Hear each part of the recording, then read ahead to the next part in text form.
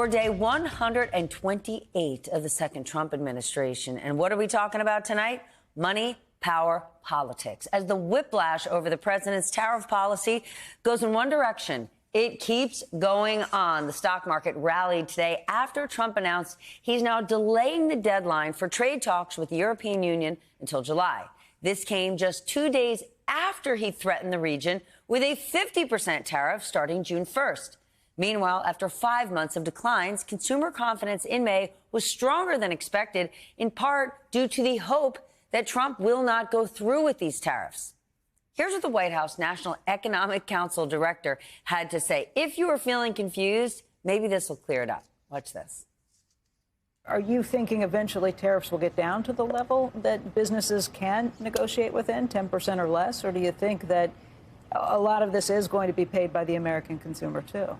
Well, in the end, that's going to be up to the president. But we've seen that 10 is a place that a lot of people have been pushed to. And I would guess that if they come in with good enough offers, then they'll stay there or perhaps even below.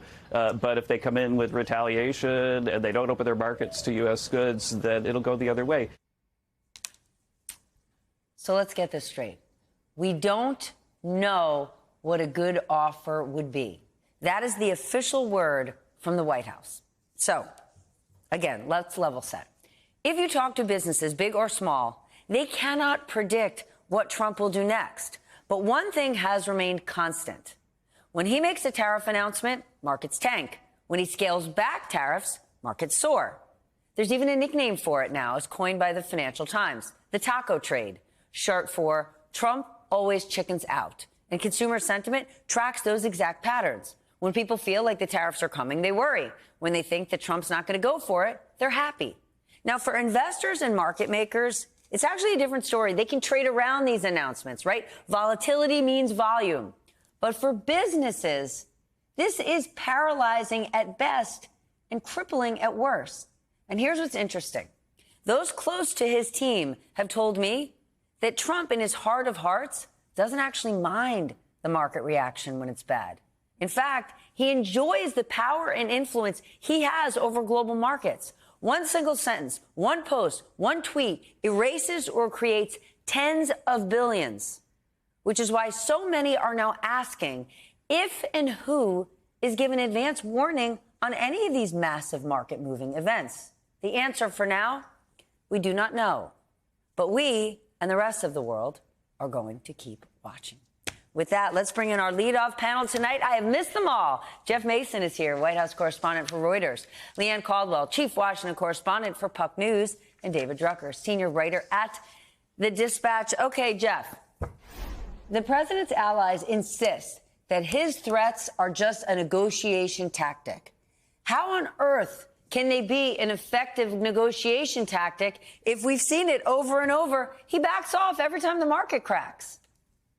Well, and then he goes back again. I mean, that's what he did with the EU last week, right? I mean, he made the threat about the European Union. But I think to your broader point, Steph, people are watching closely how he operates and are drawing lessons from that. And that's exactly why the president of the European Commission, President von der Leyen, called him on Sunday and said, hey, we need some more time to have a good deal.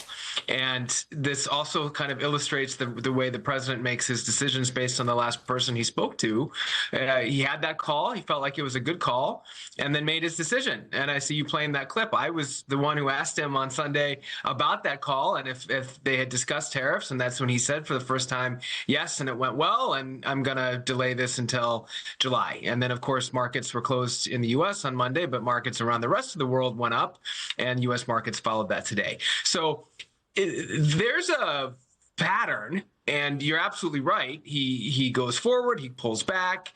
I don't think he's any less happy with the EU, or more happy, I should say, with the EU right now than he was when he made that threat on Friday. But he did like the fact that they came to him and no doubt said nice things. And that has an impact on his thinking and on his decision making as well. Okay, David, economists are saying that there are concerns about policy direction in the United States lacking any sort of credibility and that the guardrails are coming off. What guardrails are they even talking about? at this point? Yeah, I'm not sure. I mean, the president sets the guardrails, and they're here one day, they're over there the next day.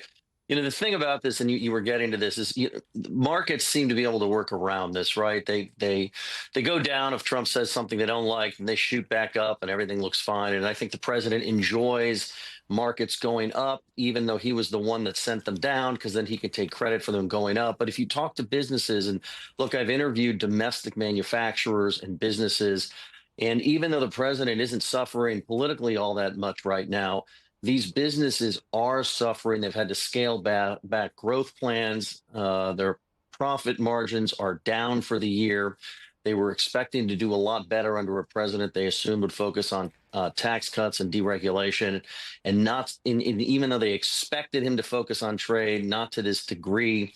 And as long as this continues, things are going to be very tough for them, in particular because for a lot of the manufacturers that bring in goods from Europe, they placed a lot of these orders before the tariffs war went into effect.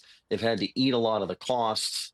And so there are some real world consequences here. And I think the question is the U.S. economy going to end up somewhere different at the end of all of this, if we ever get to the end, than it was in the very beginning? In other words, will things be better or will they be the same? Never mind, will they be worse? And we don't have the answer to that question yet. Well, let's talk a little bit more about manufacturing, because the president himself said that the goal is reshoring manufacturing in the United States. And I want to share a bit of what he said over the weekend. We're not looking to make sneakers and T-shirts, and we want to make military equipment. We want to make big things. We want to do the AI thing with the computers and the many elements. But the textile, I'm not looking to make T-shirts, to be honest. I'm not looking to make socks. We can do that very well at other locations. We are looking to do chips and computers and lots of other things, and tanks and chips, meaning ships. Yeah, chips. That's why they had the CHIPS Act. Like, let's just level set here. We already do make military equipment. We do the AI thing with computers. If Donald Trump, Jeff, doesn't want us to make textiles, doesn't want us to make sneakers or socks or T-shirts, why isn't he using targeted tariffs? Because right now, if you talk to any big clothing brand, they're struggling, they're strapped. They're saying, we don't actually make sneakers here. So what he's saying has no reflection on what he's doing.